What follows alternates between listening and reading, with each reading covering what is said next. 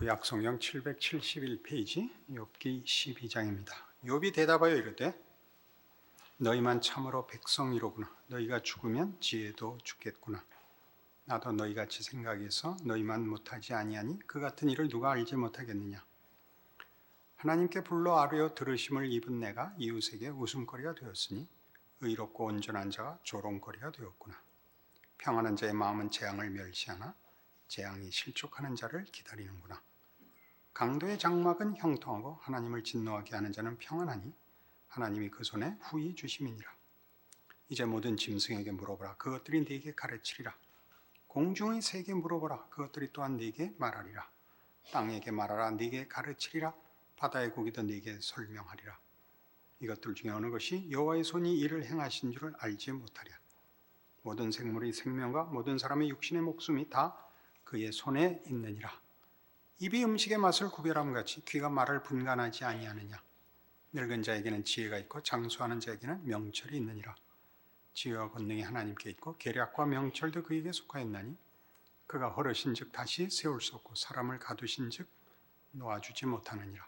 그가 물을 막으신즉 곧 마르고 물을 보내신즉 곧 땅을 뒤집나니 능력과 지혜가 그에게 있고 속은 자와 속이는 자가 다 그에게 속하였으므로 모사를 벌거벗겨 끌어가시며 재판장을 어리석은 자가 되게 하시며 왕들이 맨 것을 풀어 그들의 허리를 동이시며 제사장들을 벌거벗겨 끌어가시고 권력이 있는 자를 넘어뜨리시며 충성된 사람들의 말을 물리치시며 늙은 자들의 판단을 빼앗으시며 귀인들에게 멸시를 쏟으시며 강한 자의 띠를 푸시며 어두운 가운데서 은밀한 것을 드러내시며 죽음의 그늘을 광명한 대로 나오게 하시며 민족들을 커지게도 하시고 다시 멸하기도 하시며 민족들을 널리 퍼지게도 하시고 다시 끌려가기도 하시며 만민의 우두머리들의 총명을 빼앗으시고 그들을 길없는 거친 들에서 방황하게 하시며 빛없이 캄캄한 데를 더듬게 하시며 취한 사람같이 비틀거리게 하시느니라.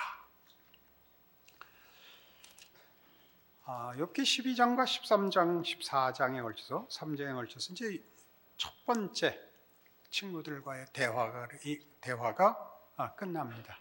욥의 친구들의 그 꾸중과 권면에 대한 반론이죠. 전체적으로 분노하고 있는 중입니다. 그 분노의 중요한 내용은 너희는 알고 나는 몰라서 이러는 것 아니다 입니다. 나도 안다. 너희가 하는 말 나도 안다. 나도 그 말 했었다. 이게 뭐죠? 착하게 살면 복 받고 죄를 지면 벌 받는다. 그리고 하나님께 불평하는 건 옳지 않다. 하나님이 그렇게 하실 때는 그만한 이유가 있다. 나도 안다. 그겁니다. 나도 안다. 처음에 이렇게 나오죠. 너희만 참으로 백성이로구나. 너희가 죽으면 지혜도 죽겠구나. 너희만 다 알고 우리는 다 모른단 말이냐? 안다. 아는데 그것으로 답이 안 되는 길로 내가 붙들려 가고 있다. 그겁니다. 우리 많이 쓰는 건데 우리 예수 믿는 사람들이 조심해야 될 표현 중에 하나죠. 왜 그걸 몰라? 참 이상해. 그거는 상대방이 모르는 게 아니라 내가 모르는 겁니다. 하나님 하시는 일을 다 알 수가 없습니다. 그것이 특별히 세 번째 사람, 친구 소발이 나와서 한 거죠. 하나님 하시는 일을 증명할 수 없다. 네가 다 이해할 수 없다. 그러나 하나님이 하신 것이니까 너 순종해라. 안다. 내가 반발하는 게 아니라 왜 그러시는지 알려달라고 그러는 중이다. 이겁니다. 이게 이제 중요한 욥의 반론입니다. 욥의 가치고 조금 이따 확인해 보겠습니다만은 그래서 지금 4절 보시면 하나님께 불러 아뢰어 들으심을 입은 내가 기도하면 늘 응답받던 내가 이웃에게 웃음거리가 되었으니 의롭고 온전한 자가 조롱거리가 되었구나. 그겁니다. 평안한 자의 마음은 재앙을 멸시하나. 이게 뭐냐면 형통할 때는 그리고 뭐 잘못한 거 없을 때는 그거 왜 벌받아? 그거 왜 불행해? 그렇게 생각했었는데 재앙이 언제 올지 모르더라. 난 멀쩡한데 이런 곤란한 자리에 왔는데 평안한 사람들은 왜 그런지 모르더라. 내가 어려움을 당해보니까 답이 없더라. 이게 이제 친구들의 꾸중과 욥의 반론에 서 있는 자리의 다름입니다. 그러니까 예수 잘 믿고 형통한 사람들이 늘 쓰는 말이거든요. 기도하면 돼. 기도했다니까요. 근데 답이 안 온다니까요. 답이 안 온 게 아니라 내가 기대하는 답을 안 주시더라니까요. 네가 뭔가 잘못했기 때문에 그랬겠죠. 하나님이 틀렸을 리가 없죠. 그러나 이제 욥의 경험, 우리 모든 성도들의 경험이기도 합니다. 거기에서 우리가 알고 있다고 생각하는 하나님이 우리의 이해보다 크다라는 대로 이제 인도함을 받는 게 욥기지요. 그리하여 다만 성공, 다만 평안이 기독교의 내용의 가치가 아니다. 고난과 의심과 막막함 속에도 커다란 내용이 숨겨져 있더라. 그게 이제 욥기입니다. 좀 더 내려가 보죠. 강도의 장막은 형통하고 6절입니다.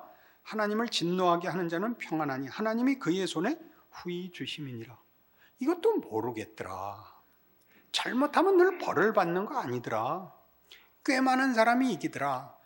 여러분, 자식들이 마음의 대답 한번 해보세요. 곰이 되는 게 나요? 여우가 되는 게 나요? 늘 우리 쓰는 표현 아니에요. 곰이 나요? 여우가 나요? 에? 여우가 낫죠. 이게 무슨 뜻이에요? 이거예요, 이거. 강도의 장막은 형통하고 하나님을 진노하게 하는 자는 평안하니. 그러니까 신앙이 좋아야 되는 게 아니라 재주를 부려야 복을 받더라. 근데 그것도 어쨌든 하나님이 허락해야 일어나는 일 아니더냐? 곰보다 여우가 낫지 않으냐? 그럼 여우가 힘이 세서 나냐?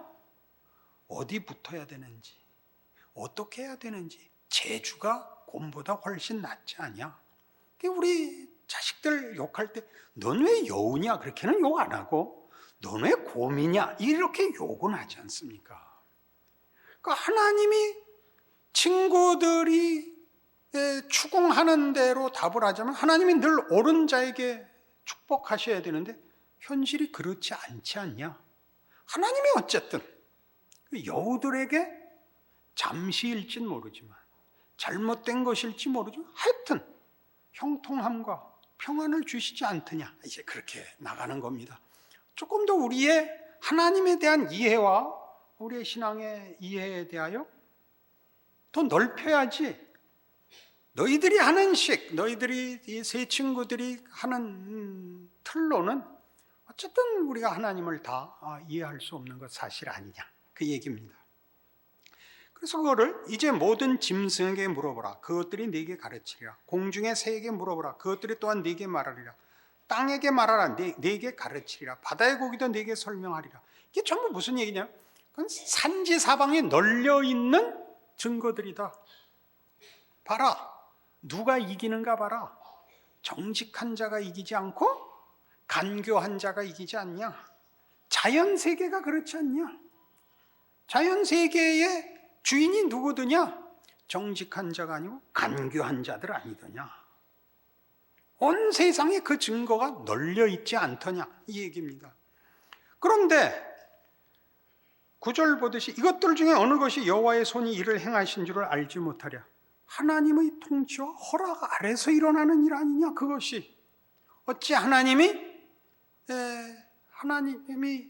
여러분 보시면 그 세렝게티 공원에서 그 사자들이 떼로 몰려와서 그 누떼를 공격하기도 하고 그 톰슨 가재를 공격하기도 하고 그 막 나서 비틀거리는 새끼들을 덮치지 않습니까?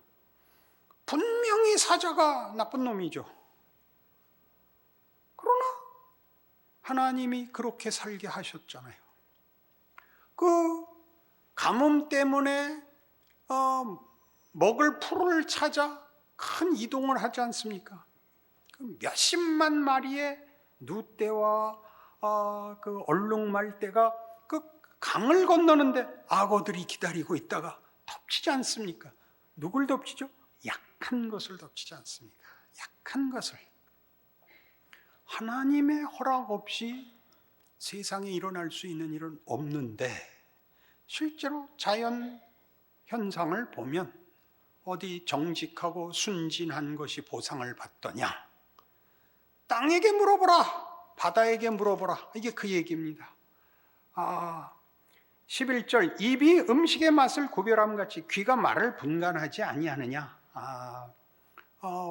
맛을 보면 알듯이, 들으면 알고 보면 왜 모르겠느냐. 산지사방에 깔려있는 증거들 아니냐.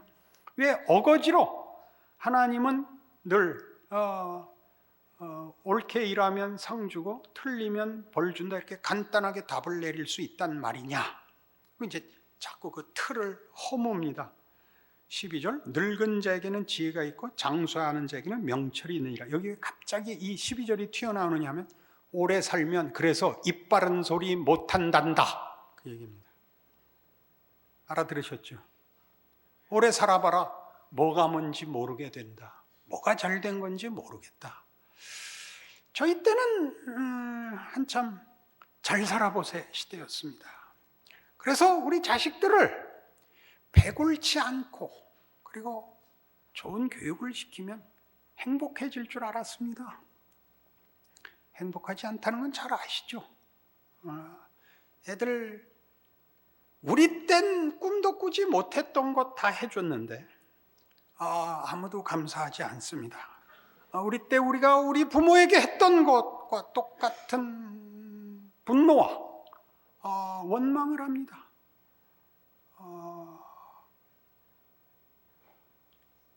지혜와 권능이 하나님께 있고 계략과 명철도 그에게 속하였다는 것은 뒤에 나옵니다마는 어디 나오나요? 속이는 자와 속는 자가 어디 나옵니까? 몇 절에? 16절. 능력과 지혜가 그에게 있고 속은 자와 속이는 자가 다 그에게 속하였으므로, 여러분, 그 한 나라를 망칠 때는 간신히 그걸 왕에게 그 거짓된 계략을 주어서 왕의 눈을 흐리게 하죠. 속이는 자가 속는 자보다 더 우월하거나 좋은 조건을 가진 것이 아니라, 그때 속고 속이는 것을 누가 이기는지를 하나님이 정하시지 인간이 사실상 정하지 않더라고요. 우리 지나놓고 보면 그때 이랬더라면 이라는 건 늘 있는 후회입니다. 결과가 일어난 다음에 알죠. 그 전에는 아무도 모릅니다. 기도해도 모릅니다. 그 응답은 안 주십니다. 예수 믿는 자의 자랑은 늘 옳은 선택을 하고 늘 바른 길을 가는 것이 아니라, 나의 잘못된 선택에도 불구하고 하나님이 그것을 유익해 하실 수 있다라는 믿음 밖엔 준 게 없습니다. 늘 옳은 선택, 늘 바른 길을 가는 것은 장담하지 못합니다. 약간 어려운 길에 들어섰습니다. 우리가 믿는 건 그겁니다. 하나님이 답을 주시지 않는 선택의 기로에서 어느 길을 선택하느냐는 사실 애매한 겁니다. 기도한 것으로 하나님께 책임을 떠넘길 수 없습니다.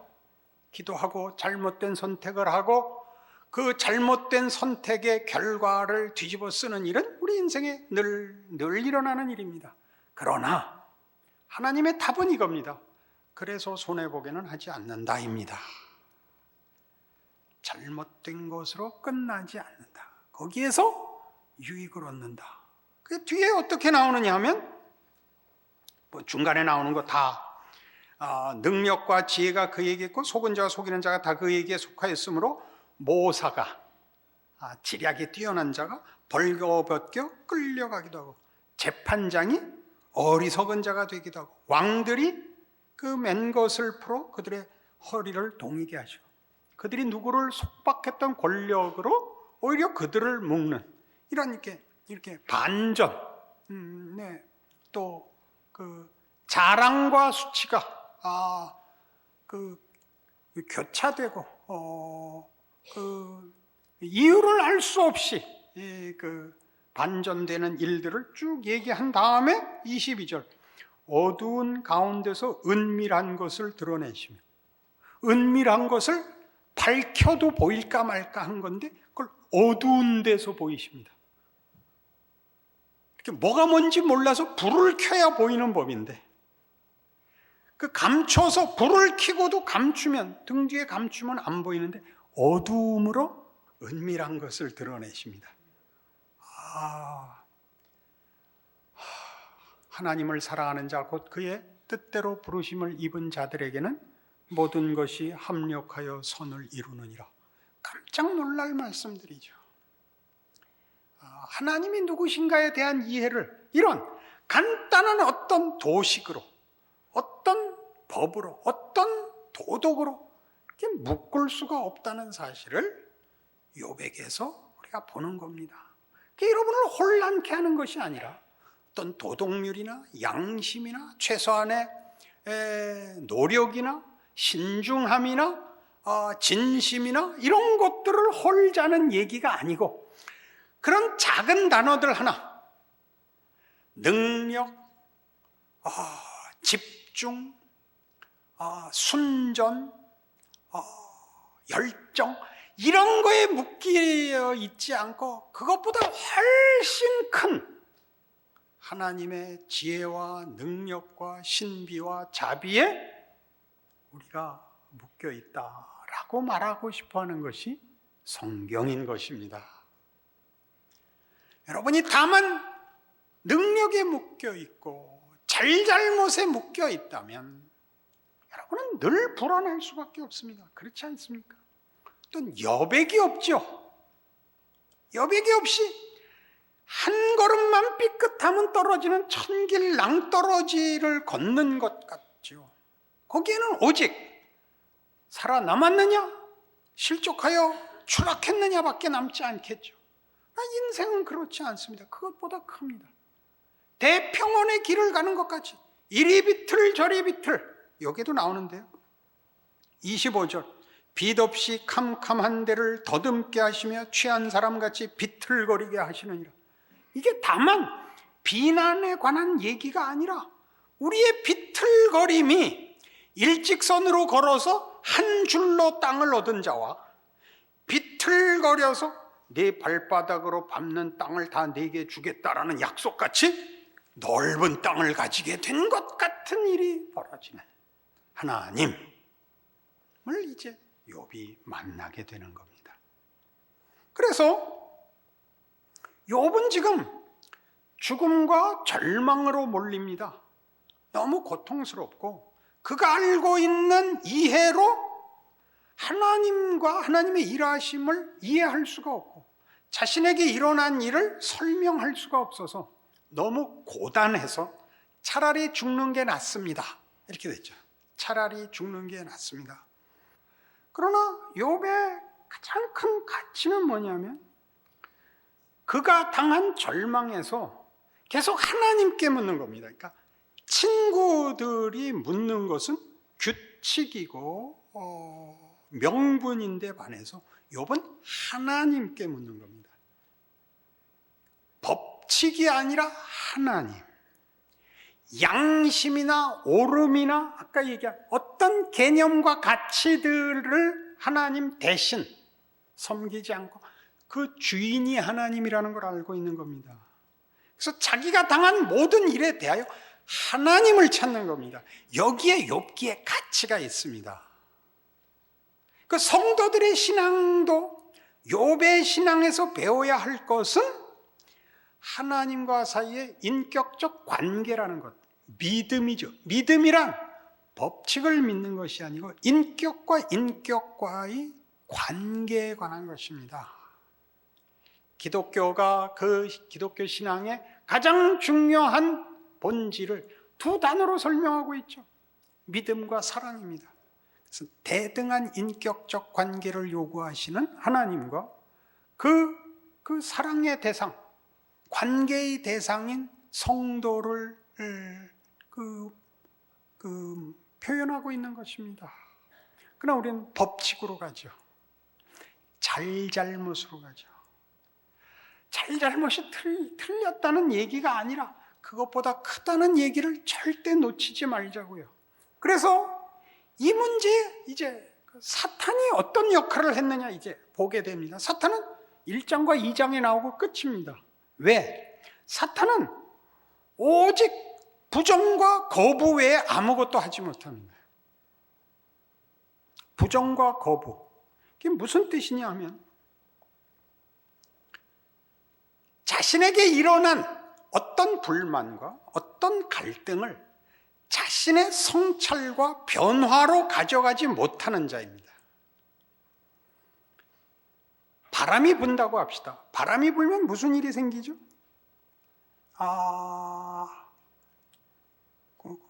꽃에 수분이 되고, 꽃들에게 수분이 되고, 나무에 물이 오르며,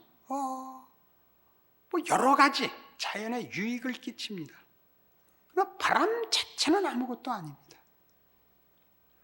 욥의 지금 가치는 욥이 자기가 겪는 일로 자신과 하나님에 대하여 묻습니다. 더 큰 이해, 그가 가진 고통의 해결을 위한 아우성, 그것을 자기의 것으로 갖기 위한 고민, 변화, 신비로의 내몰림에 관한 실존이 있습니다.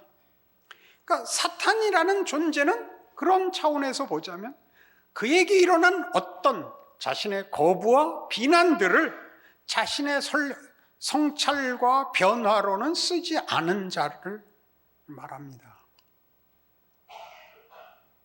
그러니까 욥의 분노 속에 세 친구를 향하여 이것이 있습니다.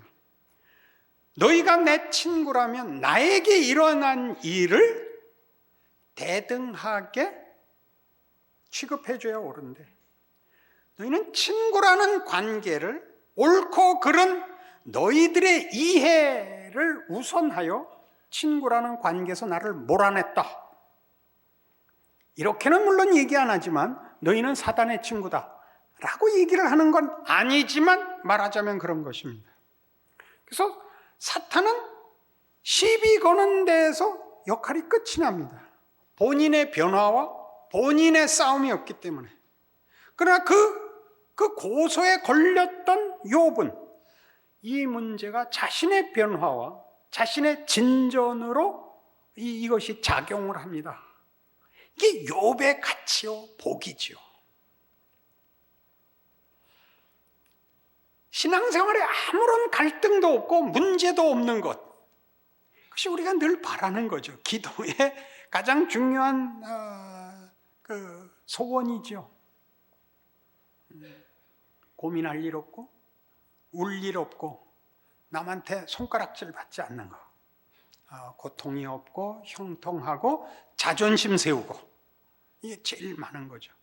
그러면 있으나 마나라고요. 그럼 아무 가치가 없다고요. 왜냐하면 인생에 있어서 고통은 자기만의 고통이 아니라 관계 맺은 사람들의 고통에 참여해야 되기 때문입니다. 사탄은 그게 없죠. 그 세 친구들도 지금 그게 없는 것입니다. 거기 욥의 분노가 있고 욥의 분노로 표현되는 성경의 분노가 있는 것입니다. 예수님은 이렇게 이 문제를 인용하셨는데, 친구를 위하여 목숨을 버리면 이에서 더 큰 사랑이 없나니 입니다. 친구를 위하여 목숨을 버린다는 게 무슨 뜻이죠? 이해관계와 잘잘못을 떠나서 친구라는 관계가 가장 우선해야 될 조건이다, 그렇게 얘기하는 거죠. 우리 예수 믿는 사람들이 가장 쉽게 실수하는 것, 옳은 것을 믿고 있다고 생각해서 하나님을 믿는 것이 아니라 옳은 것이 주인이 돼서 관계가 깨진다는 사실입니다. 잘 생각해 보십시오. 교회는 기독교 2000년 역사 동안 왜 분열이 되느냐 하면 옳고 그른 싸움을 하느라고 깨지지 끌어안는 싸움은 거의 없습니다. 연합은 없습니다. 언제나 분열만 있지. 그러니까 잘 생각해 보십시오. 여러분, 나이 들면 어떤 역할이 생기느냐 하면, 제가 이제 어디 가면 제가 나이 든 사람이에요. 나이 든 사람이라는 걸 어떻게 알게 됐냐 하면, 제 위에 어른이 계실 때는 제가 제 주장을 얘기할 수 있었습니다. 누가 얘기한 거에 반론을 제기해도 그 사람과 내가 이 어른이라는 한 지붕 밑에 둘이 같이 동거할 수가 있었는데, 이 어른이 없어지자 내가 어느 편을 들면 반대파와 주장파 사이가 분열이 되더라고요. 그래서 어른이란 뭘 해야 되느냐? 둘을 끌어안기 위해서 애매하게 굴어야 한다는 사실입니다. 애매하다는 말은 약간 제가 세속적인 표현입니다. 끌어안아야 됩니다. 붙들고 있는 것이 어른의 책임이더라고요. 붙들고 있는 것. 내가 있는 동안 갈라져 나가지 않게 붙잡는 겁니다. 내 주장은 없습니다. 이 고통과 갈등과 하나님의 통치에 대한 이해를 요구하며 막 가르쳐달라고, 그리고 고통스럽다고 비명을 지르는 이런 과정을 거부하면 그는 자기라는 존재 자체가 없어지는 것입니다. 키워야 할 존재, 채워야 할 존재, 변화되어야 할 존재, 나아져야 할 실체를 안 가지고 있는 것이 됩니다. 다만 맞바람입니다. 그래서 말하자면 다만 분노, 다만 원칙, 다만 시기, 다만 진심, 이건 곤란합니다. 그러니까 사람과 사람이 만나서 진심이야 라는 얘기로 결국은 관계를 깨고 상대방을 내 마음에 들게 굴복시키고 나 편하게 강요하려는 것이 우선하면 여러분은 하나님이 누구신지 모르는 것입니다. 모세와 바울의 가장 특징적 훌륭함은 이겁니다. 하나님, 이 백성을 버리시려면 제 이름도 생명책에서 빼주십시오, 이겁니다. 바울식으로 얘기하면 뭐였죠? 내 민족을 구원케 하기 위해서라면 내가 저주를 받아도 좋다. 이게 중요한 고백이죠. 우리 그렇게는 안 합니다. 모든 일에 맞고 틀리는 것이 최우선이라서 잘 관계를 유지하다가 이번에 보니까 사람 잘못 봤더라고. 그러시면 안 되는 겁니다. 잘못 봤어도 할 수 없다. 기왕에 투자한 게 있는데 여기서 물러날 수는 없다. 지옥까지 같이 가서 받아내야겠다. 그러셔야죠. 그게 신앙입니다. 욥의 분노로 표현된 성경의 분노입니다. 너희는 그게 친구 사이에 가지는 신의냐? 그렇게 묻는 겁니다. 어디까지 알아야 속이 시원하냐? 한 인격과 인격 사이의 관계보다 더 중요한 것이 무엇이 있느냐? 이렇게 묻는 것입니다. 그게 욥기입니다.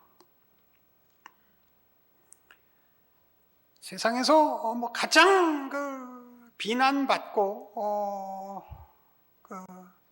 천대받는 조폭들도 이 덕목 하나만은 지켜야 유지된다고 합니다. 신의. 내 형님. 최소한의 덕목이 없으면 관계라는 건 유지할 수가 없습니다. 그때마다 이해관계가 다르고 주장이 다르고 선호가 다른데 늘 붙었다 떨어졌다를 반복해야 되는데 그건 못할 짓입니다. 인격이 가지는 최소한의 존재 조건이 허물어지는 것입니다. 이것이 세 친구가 나중에 욥에 의해서 중보 기도를 받아야 되는 이유가 되는 것입니다. 그러니까 세 친구 하지 마시고 욥을 하십시오. 여러분 마음에 하나님을 믿는 하나님이 늘 두려운 하나님인 이유는 잘잘못의 주인이시기 때문입니다. 하나님 앞에 쓸모 있느냐 쓸모 없느냐 이렇게 따지지 말고 하나님은 내 아버지시다 그렇게 우기셔야죠. 우기라는 말은 세속적인 표현인데 믿음은 그런 것입니다. 믿음은 잘잘못에 관한 것도 유능한 문제도 명석한 이해도 아닙니다. 떼쓰는 겁니다. 하나님은 우리 아버지다. 날 가위바위보 할 때 썼던 거. 네 가진 게 뭐냐? 덤빌래면 덤벼다. 하나님의 딸이다. 그거 어디 갔어요? 하나님의 딸들 다 어디 가서 뭐 하는 거예요 지금? 성경이 그렇게 말하고 있는데 우리 멋대가리 없는 신자들이 돼서 살도 없고 피도 없고 의로도 없고 옳은 말만 짓거리는 게 됐어요. 여기까지 더 가지 말고. 그래서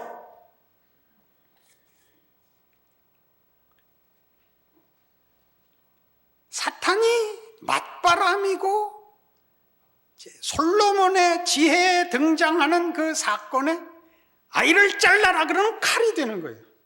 근데 그 칼을 누가 잡느냐거든요. 누가 잡고 있어요 지금? 솔로몬의 재판에서는 솔로몬이 잡고 있는 거죠. 솔로몬이 그 칼을 왜 잡았죠? 진짜 어머니를 구별하기 위해서 잡았지. 자르려고 칼을 갖고 있지 않죠. 그러나 이 칼이 인격에게 잡혀 있지 않고 칼이 혼자 돌아다니면 큰일이죠. 큰일이죠. 칼이 예리할수록 큰일이죠. 안 그렇습니까? 칼이 길수록 큰일이고 예리할수록 큰일이죠. 아무거나 벨 테니까 누구 손에 있느냐죠.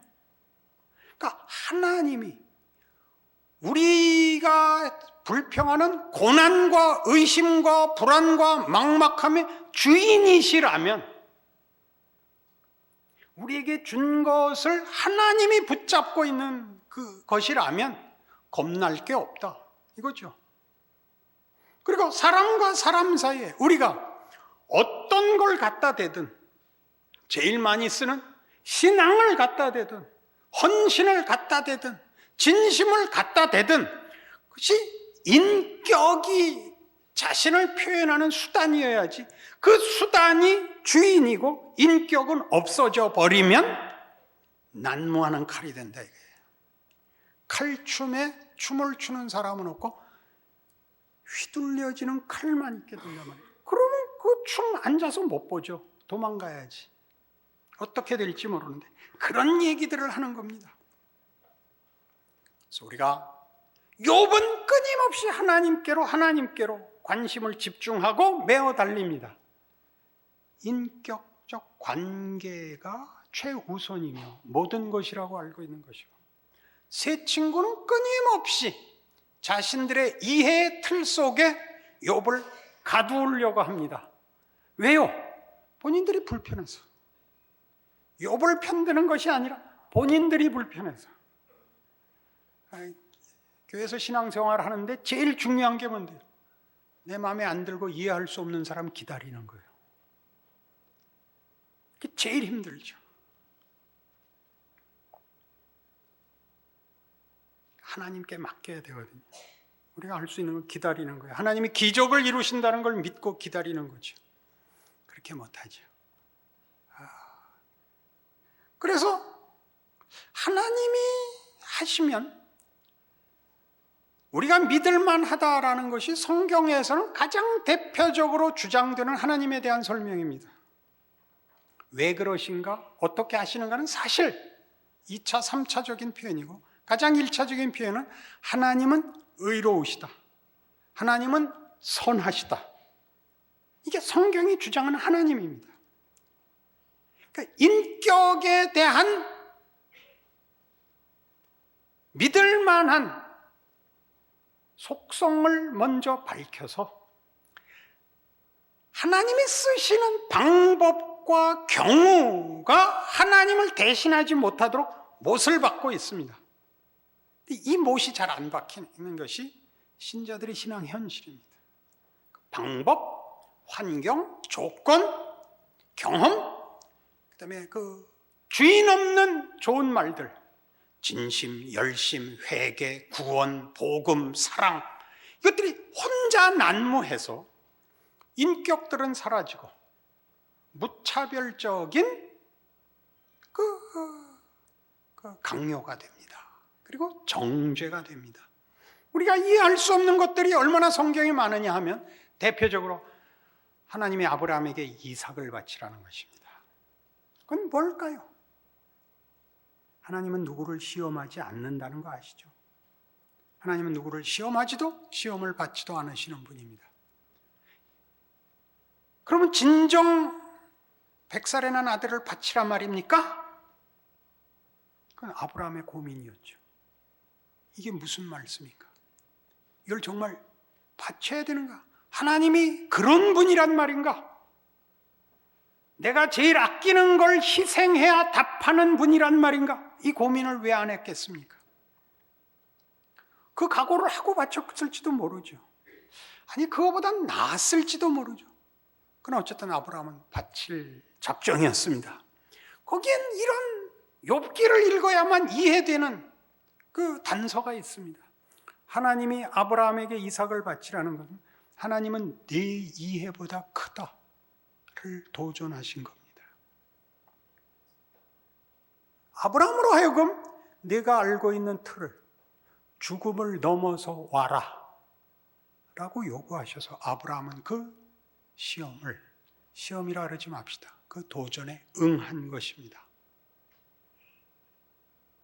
하나님은 남의 자식을 달라는 분이 아닌데 왜 이 요구를 하셨을까에 아브라함은 욥이 가졌던 이 42장에 걸친 욥의 고뇌들을 그 얼마 기간 동안 했을 것입니다. 거기를 넘어 나와 그는 드디어 믿음의 조상이 되는 것입니다. 어떤 믿음의 조상? 하나님의 일하심의 큼을 그의 생애와 그의 현실에서 경험한 자, 하나님의 하나님 되심을 확인한 자로서 모든 것을 내어 맡겨도 좋고 우리에게 일어나는 어떤 일도 결국 합력하여 선을 이루는 하나님의 위대함과 신비에 자신을 드린 자로 그렇게 우리 앞에 세워지는 것입니다. 우리는 다 아브라함이 받은 축복을 잇는 사람들입니다. 우리는 복의 근원이 됩니다.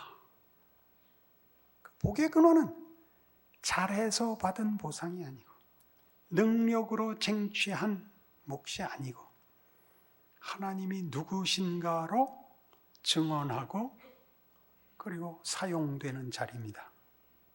거기에 아브라함과 욥이 나란히 서는 성경의 증언을 우리가 우리의 것으로 가질 수 있게 되는 대목입니다. 그 믿음을, 그 신앙을, 그 인생을 사시는 여러분 되시기를 바랍니다. 기도하십시다. 하나님 아버지 은혜를 감사합니다. 하나님의 크심을, 위대하심을, 우리에게 일어나는 어떤 일도 하나님의 위대하심과 복주심과 승리케 하심을 증언하며 채우며 담아내는 것이라는 것을 확인합니다. 우리의 불평과 원망을 접고 하나님 앞에 우리를 내어놓고 하나님의 일하심을 기다리며 믿음을 지키는 그리하여 신자의 삶을 살아갈 용기와 힘을, 자랑을, 기쁨을 다시 얻게 하여 주시옵소서. 우리를 지켜보는 자들로 우리가 하나님의 자녀인 줄 알게 하옵소서. 예수님 이름으로 기도합니다.